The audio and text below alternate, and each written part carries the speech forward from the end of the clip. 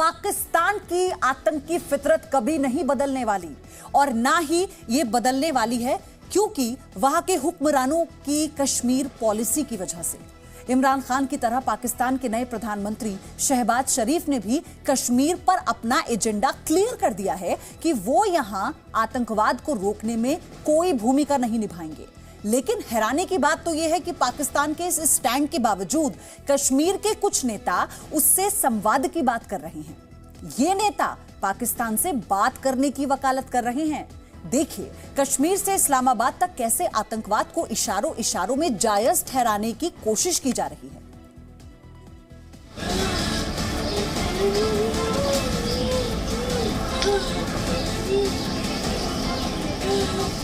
बातचीत से जम्मू और कश्मीर समेत तमाम मतनाज़ा अमूर को हल करने की तरफ ठोस पेशरफ्त हो।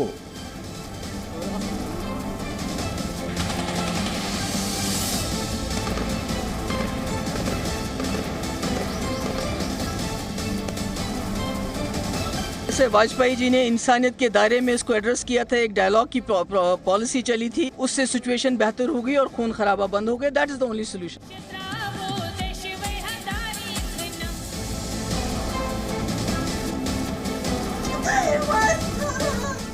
भारतीय सेना कश्मीर में पाकिस्तान प्रायोजित आतंकवाद का इलाज कर रही है, आतंकियों को चुन चुन कर ठिकाने लगा रही है। सरहद पार से कश्मीर घाटी को दहलाने के लिए घुसपैठ करने वाले आतंकी मारे जा रहे हैं, तो बंदूक और बारूद का खेल खेलने वाले अब अपनी जान की पनाह मांग रहे हैं। टेररिज्म एक्सपोर्ट करने वालों को पता होना चाहिए कि अब हिंदुस्तान बदल चुका है।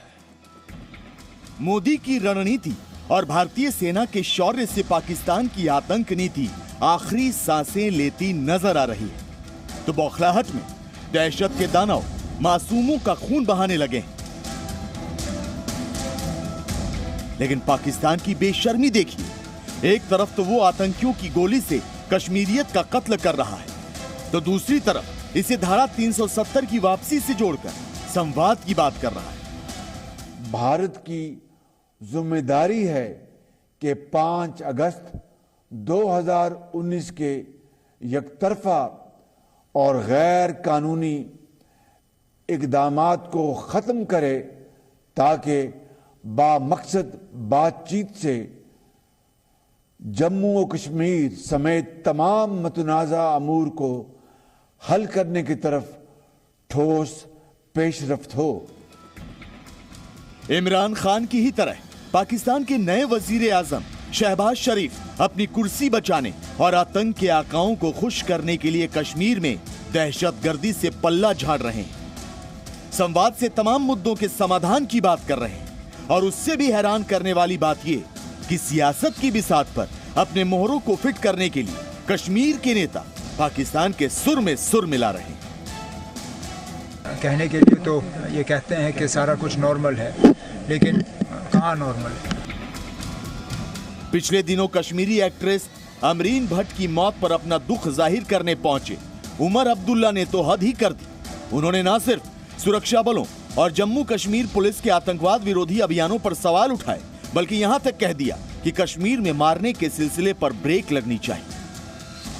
ऐसे ऐसे इलाके जिनको हमने लगभग मिलिटेंसी से क्लियर कर दिया था कि श्रीनगर के आसपास के इलाके ये लगभग सारे मिलिटेंसी से क्लियर थे, आज मतलब लगातार एक के बाद एक यहाँ पे हमले हो रहे हैं। तो जाहिर सी बात है कि नॉर्मलसी के क्लेम्स और ग्राउंड रियलिटी दोनों में ज़मीन आसमान का फर्क है। पुलिस के क्लेम में कुछ नहीं कहूँगा, क्योंकि मेरे पास वो जानकारी है नहीं जिस इंटेलिजेंस की बुनियाद पे पुलिस ने काम किया होगा, और क्या जो एनकाउंटर रहा वो पुलिस ही बेहतर जानती है। इस तरह जो टारगेटेड इनोसेंट लोगों को जो मारने का सिलसिला लगातार चलता आ रहा है, उससे हम सब परेशान हैं और उम्मीद करते हैं कि हुकूमत की तरफ से कोई ऐसी बात हो कि इसमें एक रोक लगे। उमर अब्दुल्ला कहते हैं कि ये जो मारने का सिलसिला चल रहा है वो रुकना चाहिए। तो सवाल उठता है कि उनका इशारा किस तरफ है। क्या वो आतंकियों के मारे जाने की बात कर रहे हैं या फिर उन लोगों की जो दहशतगर्दों की गोली का शिकार हुए हैं? खैर जो भी, लेकिन इतना तो साफ है कि उमर अब्दुल्ला अपनी सियासत चमका रहे हैं। तो वहीं महबूबा मुफ्ती उनसे कहीं आगे निकलते हुए एक बार फिर पाकिस्तान से संवाद की बात कर रही हैं। उस पाकिस्तान से जिसके पिट्ठू आतंकी सेना को निशाना बनाते हैं, लोगों को मारते हैं और कश्मीर को जलाने की साजिश रचते हैं। जब तक मरकजी सरकार अपनी मस्कुलर पॉलिसी को ख़त्म करके वाजपेयी की इंसानियत की पॉलिसी को नहीं अपनाएगी, तब तक जम्मू कश्मीर में इसी तरह से बदकिस्मती से हम बेगुनाह कश्मीरियों का खून बहता रहेगा। There is an issue, Kashmir is a problem, जिसको गवर्नमेंट ऑफ इंडिया को जो विद इन द, जैसे वाजपेयी जी ने इंसानियत के दायरे में इसको एड्रेस किया था, एक डायलॉग की पॉलिसी चली थी, उससे सिचुएशन बेहतर हो गई और खून खराबा बंद हो गया। That is the only solution. सवाल तो उठेंगे कि उमर अब्दुल्ला और महबूबा मुफ्ती किसके साथ हैं? क्या वो भारतीय सेना के साथ हैं जो आतंकियों का सफाया कर जन्नत को बचाने का काम कर रही है, या फिर उस पाकिस्तान के साथ जो लगातार जन्नत को दोज़ख बनाने में जुटा है? वैसे आपको बता दें कि पाकिस्तान ने न सिर्फ कश्मीर मुद्दे को फिर से हवा देने की कोशिश शुरू कर दी है, बल्कि OIC यानी इस्लामिक सहयोग संगठन के जरिए भी अपनी नापाक कश्मीर पॉलिसी को धार देने की कोशिश शुरू कर दी है। OIC के मानवाधिकार विंग ने यासीन मलिक को दोषी ठहराए जाने की निंदा की है, इसे कश्मीरी मुसलमानों का उत्पीड़न बताया है। तो वहीं भारतीय विदेश मंत्रालय ने OIC की टिप्पणी को खारिज किया है। विदेश मंत्रालय ने बयान के जरिए कहा है कि दुनिया आतंकवाद पर जीरो टॉलरेंस चाहती है और हम OIC से इस मामले को किसी भी तरह से उचित नहीं ठहराने का आग्रह करते हैं। पाकिस्तान अपनी चालबाजियों से बाज नहीं आएगा, वो OIC के कान भरने से भी बाज नहीं आएगा। लेकिन इंडिया का एजेंडा साफ है, कश्मीर से आतंकवाद खत्म होकर रहेगा और आतंकवाद के खिलाफ लड़ाई में भारत हर मोर्चे पर दुनिया के दूसरे देशों के साथ काम करता रहेगा। ब्यूरो रिपोर्ट, जी मीडिया। अब आपको कुछ आंकड़े दिखाते हैं जिन्हें देखकर पाकिस्तान की आतंक नीति पर मौन व्रत धारण करने वालों की भी आंखें खुल जाएंगी। ये आंकड़े हैं जिन्हें देखकर आतंकियों से हमदर्दी रखने वाले शर्मिंदा हो जाएंगे। 1990 से लेकर वर्ष 2019 तक कश्मीर में आतंकी 70,830 घटनाएं हो चुकी हैं। इन आतंकी घटनाओं में 24,915 आतंकी मारे गए हैं। इसी के साथ दुख की बात तो यह है कि हमने अपने 5,294 जवानों को भी खोया है इन घटनाओं में, जबकि इस दौरान आतंकी वारदातों में 13,000 से ज्यादा बेकसूर लोगों ने अपनी जान गंवाई है। चलिए अब आगे बढ़ते हैं, आपको दिखाते हैं कि खाने को नहीं है दाने, लेकिन छेड़े कश्मीर तराने।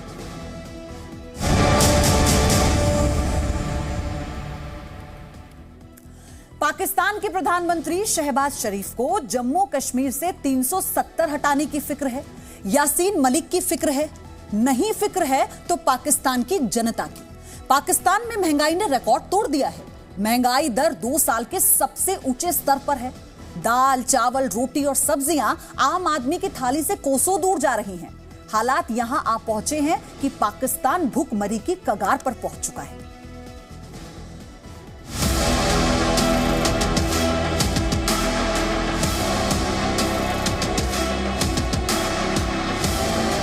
भाई 680 रुपये किलो, 650 रुपये किलो मिल रही है। कहेंगे क्या, बेड़ा गर्क कर दिया इन लोगों ने भाई। 18, 19, 20 हज़ार कमाने वाला उसका तो गुजारा नहीं हो रहा। हम जैसे लोग कुछ भी अफोर्ड नहीं कर सकते। इंतहाई खराब हो गए और हर बंदा एक दूसरे से लड़ झगड़ रहा है। जब घर में आग लगी हो तो पड़ोसी के घर में नहीं झांका जाता है, अपनी फिक्र की जाती है। पाकिस्तान की भी यही कहानी है। इस वक्त पाकिस्तान महंगाई की आग में झुलस रहा है, लेकिन पाकिस्तान के हुक्मरानों को कश्मीर की फिक्र सताए जा रही है। शहबाज शरीफ कश्मीर में 370 का रट लगाए हुए हैं और उधर पाकिस्तान की जनता महंगाई से त्राहिमाम कर रही है। महंगाई से पाकिस्तान की आवाम बिलबिला रही है।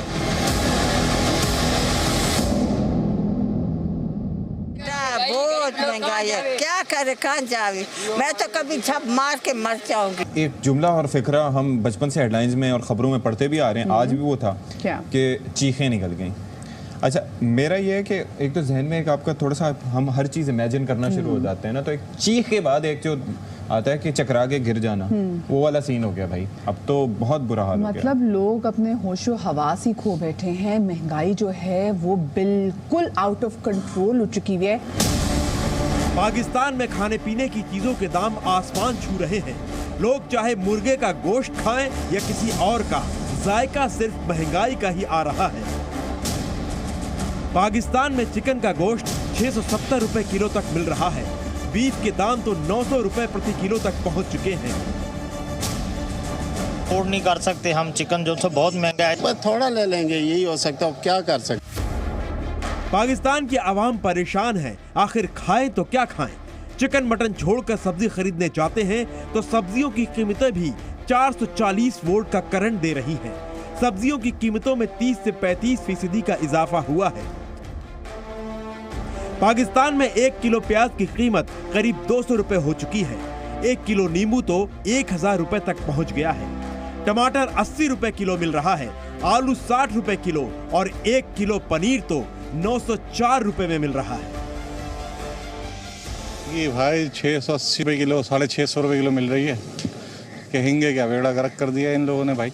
18, 19, 20 हज़ार कमाने वाला उसका तो गुजारा नहीं हो रहा। हम जैसे लोग कुछ भी अफोर्ड नहीं कर सकते। हम ताजी वाले हैं, मजदूर लोग हैं, मैं कुछ भी नहीं चाहे, कुछ भी हम खरीद नहीं सकते। हुकूमत कोई भी चेंज हुई हमें कोई फर्क नहीं पड़ रहा उससे, या तो कहीं कोई पड़ रहा है, कोई भी हाल नहीं है, बुरा हाल हुआ है। जो लोग शोर मचा रहे थे आज से दो माह पहले के महंगाई है, खुद उनके हालात देख लें। जो 10,000 की चीज़ अगर आप घर का राशन लेके जाते थे वो इस टाइम 20,000 पे पहुंच चुका है। जीना मुश्किल हो गया है, दो टाइम की रोटी खाना बहुत मुश्किल हो गई। हुकूमत अपना ही सोचती, गरीबां दा नहीं सोचती। बहुत मुश्किल हो गई हुई है, जितनी महंगाई हो गई हुई है, ये आवाम की पहुँच से दूर है। मौजूदा हुकूमत के दावे तो बहुत किए थे कि हम महंगाई को कम करेंगे, लेकिन महंगाई कम होती नजर नहीं आती। दिन ब दिन महंगाई में जो है इजाफा ही नजर आ रहा है। हर चीज़ महंगी है।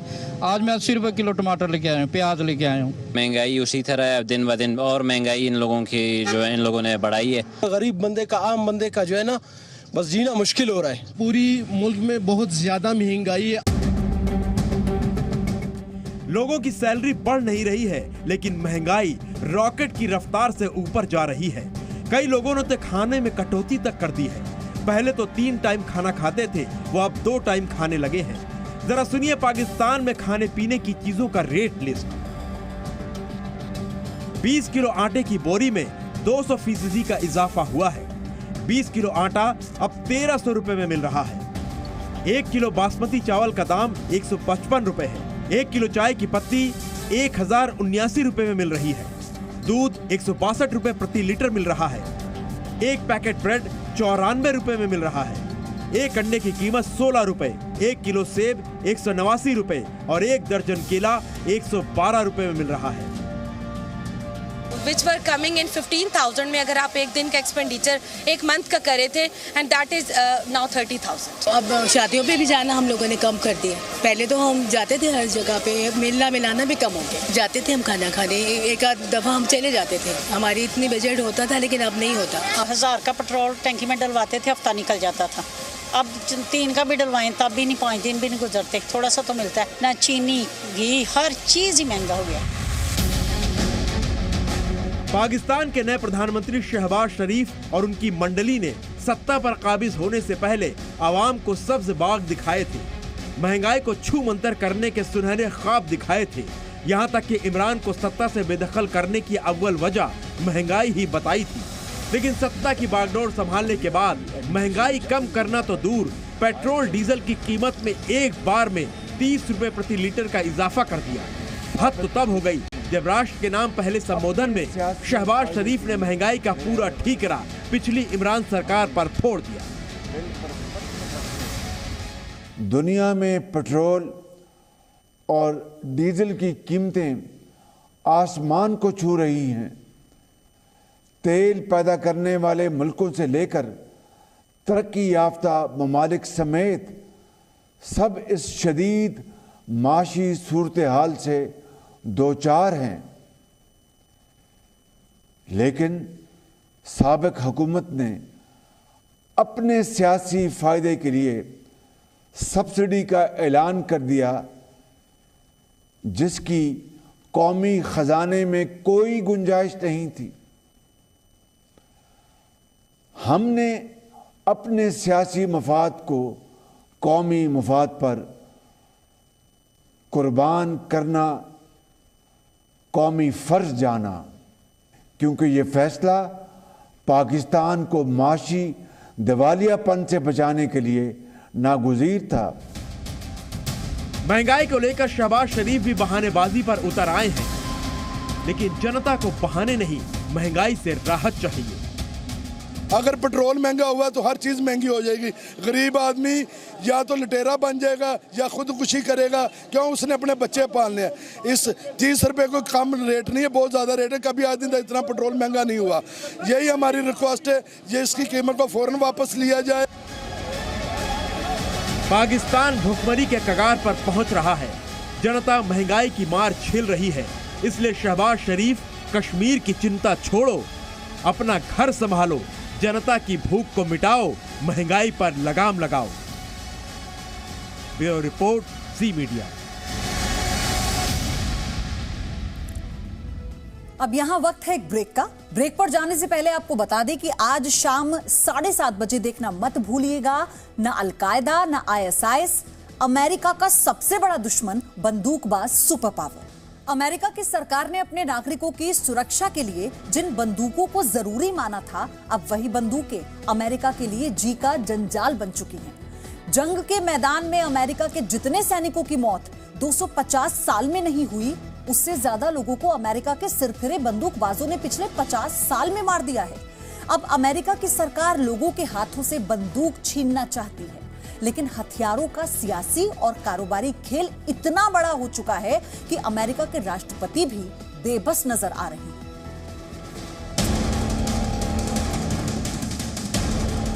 अठारह साल का एक सिरफिरा अमेरिका के स्कूल में घुसा और उसने 9-10 के उन 19 बच्चों को गोलियों से भून दिया जिनको वो जानता तक नहीं था।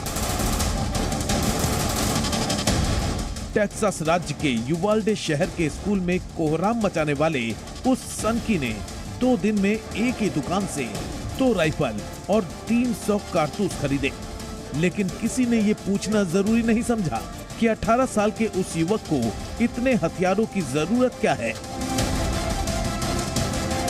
अमेरिका में कोई नहीं पूछता, क्योंकि वहां की सरकार, सिस्टम और समाज में हथियारों को जिंदगी के लिए जरूरी मान लिया गया है। इसलिए साल दर साल वहां अंधाधुंध गोलीबारी की घटनाएं बढ़ती जा रही हैं।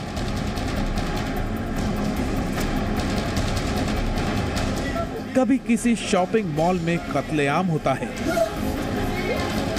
कभी सड़क पर चलने वाले राहगीरों का नरसंहार होता है, और अक्सर स्कूलों में कोई हत्यारा मासूम बच्चों को गोलियों का निशाना बना देता है। ऐसी हर घटना के बाद अमेरिका में एक ही आवाज गूंजती है कि बहुत हुआ, अब बंद करो बंदूक बेचने का खेल। लेकिन ये खेल इतना बड़ा है कि दुनिया के सुपर पावर के सबसे ताकतवर आदमी यानी अमेरिका के राष्ट्रपति भी कुछ कर नहीं पाते। Somehow this has become routine. The reporting is routine.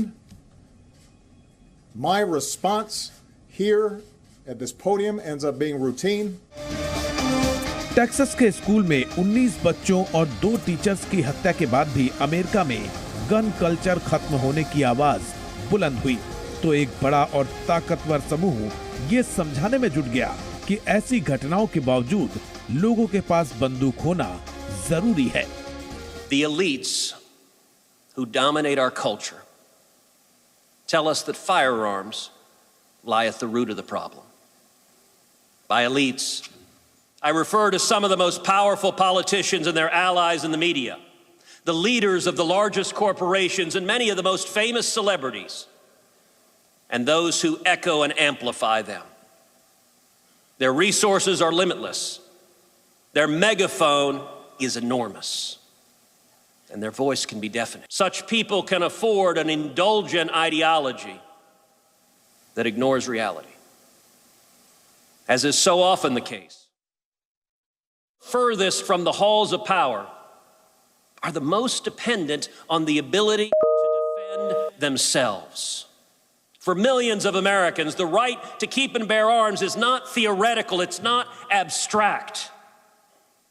For a single mom in a dangerous neighborhood, it is a matter of basic security. Taking guns away from these responsible Americans will not make them safer, nor will it make our nation more secure.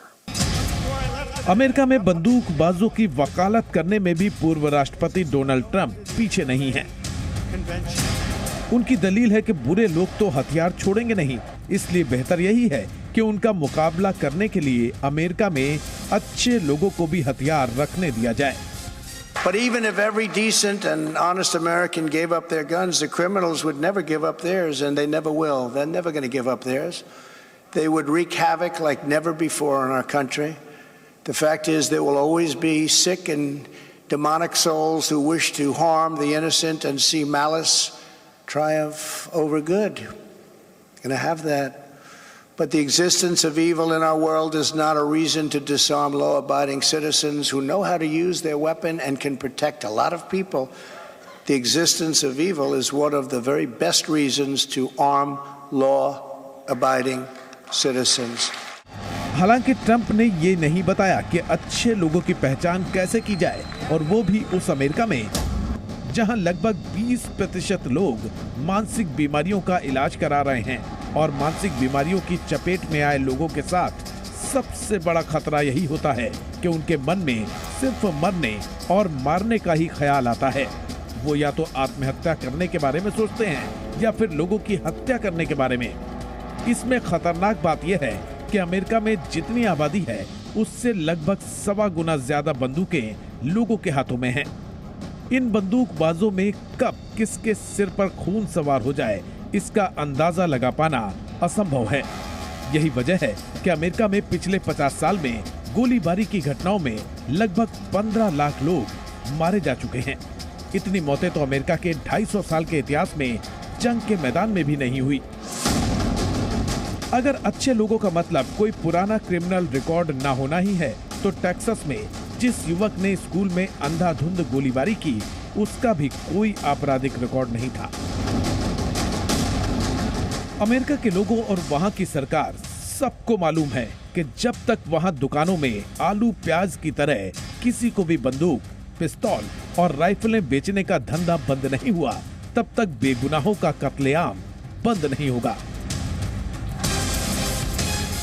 वहां gun culture खत्म करने की मांग इसीलिए की जा रही है, लेकिन इसके लिए कानून बदलना होगा, जिसके लिए पिछले कई दशक से अमेरिका में सिर्फ बातें ही होती रही हैं। Bureau report, C media. America में 18 साल से अधिक उम्र का कोई भी आदमी आसानी से हथियार खरीद सकता है। इसके लिए किसी लाइसेंस की जरूरत नहीं है। मतलब यह है कि अमेरिका में हर बालिग शख्स हथियार कंपनियों का ग्राहक है, जिसे अपना माल यानी बंदूकें बेचने के लिए हथियार कंपनियों में होड़ सी मची है। तो लगभग 25 करोड़ लोगों ने 40 करोड़ छोटे हथियार खरीद लिए। अब अमेरिका में लोगों के घरों में जितने हथियार हैं, उतने तो अमेरिका की सेना और पुलिस और दूसरी एजेंसियों को भी मिलाकर नहीं है।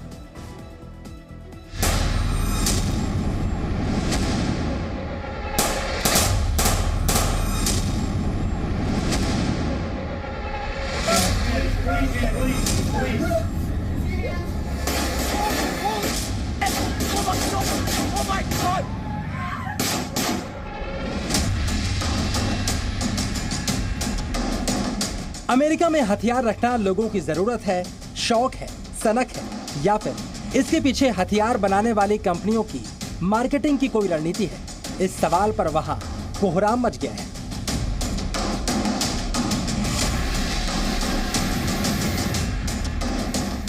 सवाल यह भी है, हथियार रखने पर पाबंदी लगाने से हासिल क्या होगा? जिन लोगों ने हथियार खरीद रखे हैं, उनसे बंदूकें वापस कैसे ली जाएंगी?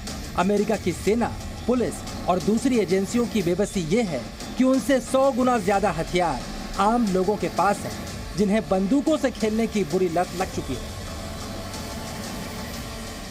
अगर लोगों से जबरन कानून बनाकर हथियार छीनने की कोशिश की गई और बंदूकबाजों में 1% लोगों का भी दिमाग खराब हुआ तो अमेरिका में गृह युद्ध से भी भयानक संकट पैदा हो सकता है। इसी दलील के साथ अमेरिका के पूर्व राष्ट्रपति डोनाल्ड ट्रंप सुझाव दे रहे हैं कि स्कूलों की सुरक्षा बढ़ा दो, हथियार छीनना ठीक नहीं। What we need now is a top to bottom security overhaul at schools all across our country. Every building should have a single point of entry. There should be strong exterior fencing, metal detectors, and the use of new technology to make sure that no unauthorized individual can ever enter the school with a weapon.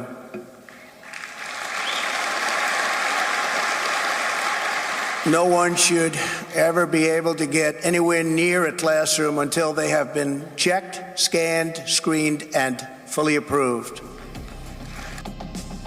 हो सकता है ऐसा करने से स्कूलों में गोलीबारी बंद हो जाए, लेकिन जिन लोगों के पास बंदूकें हैं उनका इस्तेमाल तो बंद नहीं होगा। सिर पर खून सवार होने पर वो बंदूकबाज या तो सड़कों पर बेगुनाहों को मारेंगे या फिर बेजुबान जानवरों का शिकार करेंगे, जिसके लिए डोनाल्ड ट्रंप के बेटे ट्रंप जूनियर भी अमेरिका में काफी बदनाम है। इसीलिए अमेरिका के बहुत से लोग मानते हैं कि बंदूक रखने की खुली छूट बंद करना ही एकमात्र विकल्प है, क्योंकि अमेरिका अब रहने लायक नहीं बचा। I live here. You know, it doesn't feel safe for me. It doesn't feel safe for children. We can't go to school. We can't go to the movie theater. We can't go grocery shopping. And it's not right. And I feel like, you know, if in Texas you need a license, you need to make a test for get a car. Why not a gun? America में हथियारों की खरीद बिक्री national rifle association के जरिए होती है, जो अब लोगों की नजर में सबसे बड़ा खलनायक बन चुका है। We are delivering a strong message to the NRA, a strong message. Our students are dying.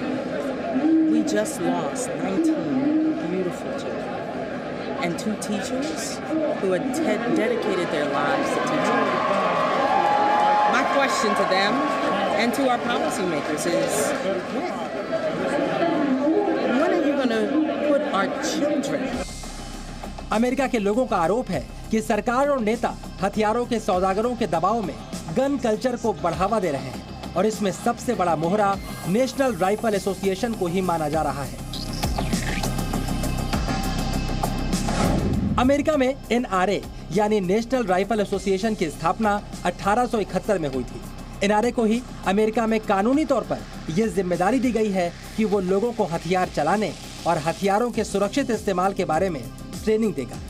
NRA की रिपोर्ट के आधार पर ही अमेरिका में 1968 में गन कंट्रोल एक्ट लागू किया गया, जिसके तहत आपराधिक रिकॉर्ड वालों को हथियार बेचने पर रोक लगाई गई।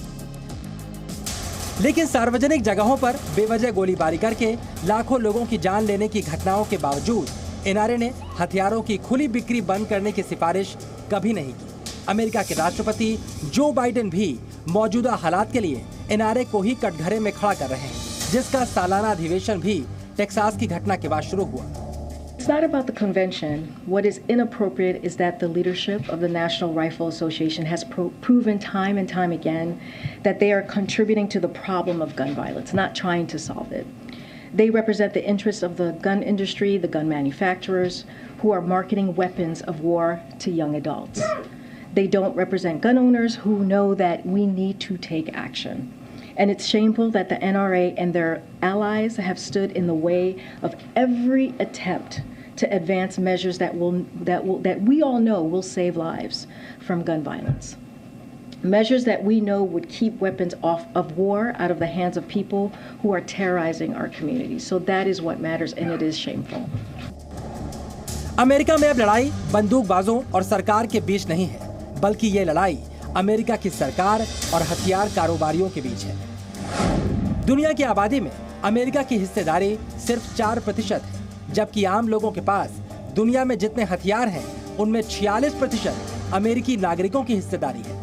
अमेरिका में बंदूक का सालाना कारोबार $2800 करोड़ यानी 2,17,000 करोड़ के पार जा चुका है, और हथियार खरीदने की होड़ का आलम यह है कि वहां पिछले 20 साल में छोटे हथियार बनाने वाली कंपनियों का उत्पादन 3 गुना बढ़ गया है। आरोप यह भी लग रहा है कि अमेरिका में हथियार बनाने वाली कंपनियां राजनीतिक दलों और नेताओं को मोटा चंदा देती है, जो बदले में उनके लिए अमेरिकी संसद में लॉबिंग करते हैं। इसी लॉबिंग की वजह से अमेरिका के पूर्व राष्ट्रपति बराक ओबामा हथियारों पर लगाम कसने में नाकाम हो गए और अब राष्ट्रपति जो बाइडेन भी बेबस दिख रहे हैं। बेबसी इसलिए भी है क्योंकि बंदूकबाजी अमेरिका की संस्कृति और सियासत का अभिन्न अंग बन चुकी है। वहां 250 साल में लोगों को एक ही बात समझाई गई है कि बंदूक हैसियत की पहचान है, जिसके हाथों में बंदूक है वही पावरफुल है। ब्यूरो रिपोर्ट, जी मीडिया।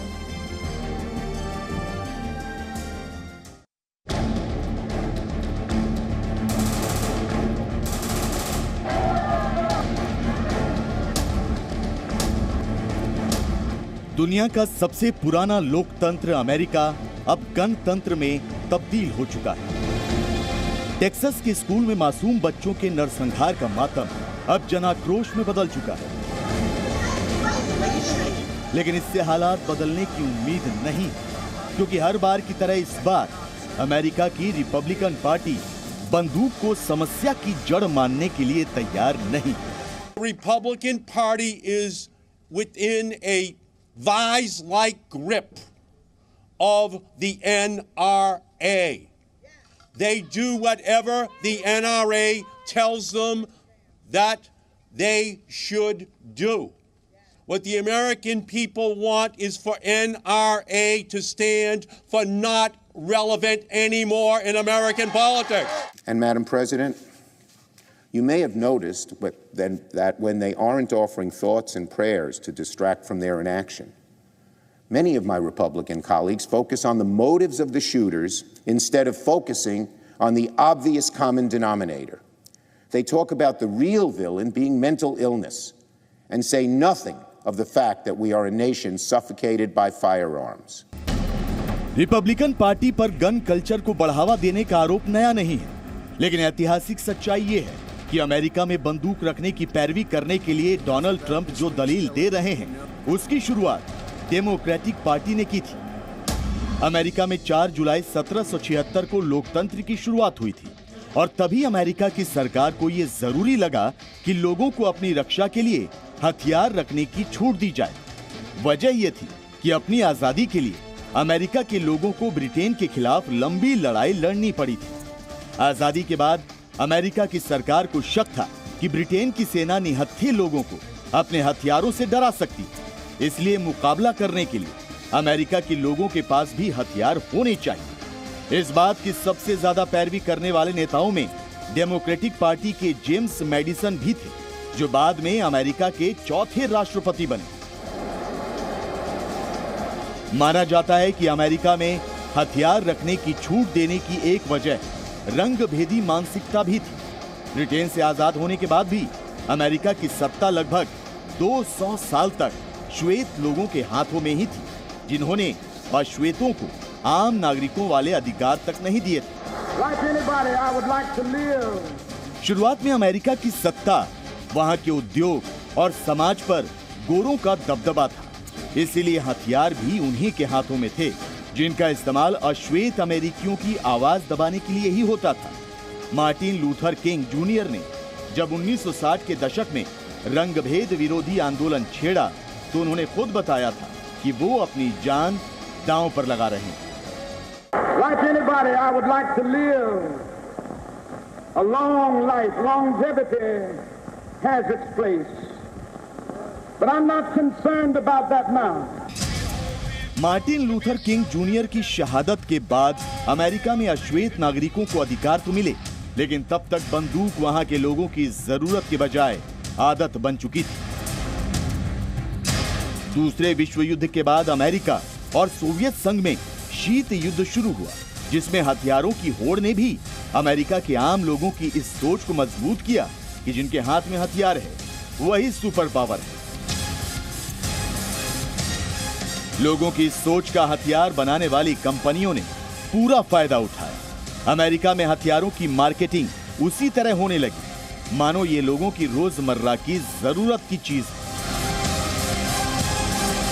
आज की तारीख में अमेरिका के लोगों के लिए हथियार स्टेटस सिंबल भी बन चुका है। वहां जिनके पास बंदूक हैं वो पिस्तौल खरीदने के लिए बेचैन हैं और जिनके पास पिस्तौल हैं उन पर सेमी ऑटोमेटिक राइफल खरीदने की धुन सवार है।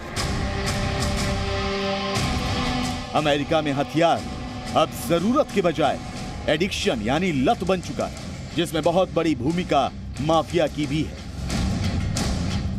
माफिया जिसने लगभग 150 साल पहले अमेरिका में अपनी जड़ें जमाई और दहशत का ऐसा खेल शुरू किया जिसमें जुर्म के खिलाड़ियों के साथ आम लोगों ने भी हथियार उठाने शुरू कर दिए। ब्यूरो रिपोर्ट, ज़ी मीडिया।